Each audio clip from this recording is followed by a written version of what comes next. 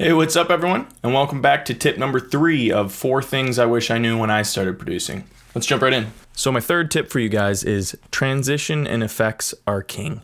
While it's important to get your chord progressions and melodies down while you're feeling inspired and the ideas are coming to you, it's the transition and effects that really evolve the song from a simple 8-bar loop into something that's polished and ready to deliver. So I'll actually jump into my most recent release, Bonnie and Clyde, and I'll take a look at what it would have sounded like without any of the effects and transitions. Still away just like Bonnie and Clyde, two runaways, two runaways.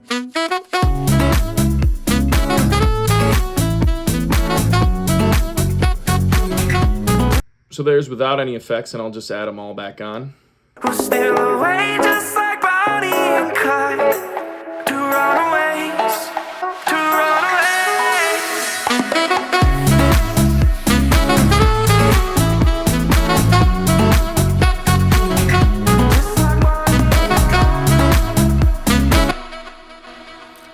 So you can hear how much of a difference that actually makes. Just the simple risers and the different fills and effects, reverb and delay on the vocals building up. I use a whole bunch of automation to actually keep building it up right before the drop to just build that tension. And it takes something that's just a simple idea with good melodies and good chord progressions and takes it to that next level where it's actually ready to deliver. So the main thing that I use is on the vocals here, I think, that really adds to the tension before the drop.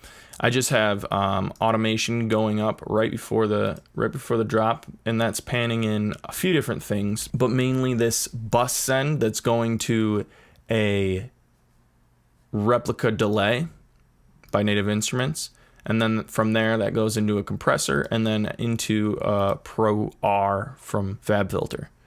And this is a rather large reverb that it's going into, so we can just hear that by We're itself. still away just like Bonnie and Clyde, two runaways, two runaways. We're also automating this Valhalla reverb, and that's going also into a imager to make the whole stereo width just getting huge right before the drop. And this is a really large reverb, as you can see here. So with those few reverbs and delays just getting larger and larger right before the drop, it creates so much more tension. Beyond that, I just have the simple, white noise riser that cuts right before the drop.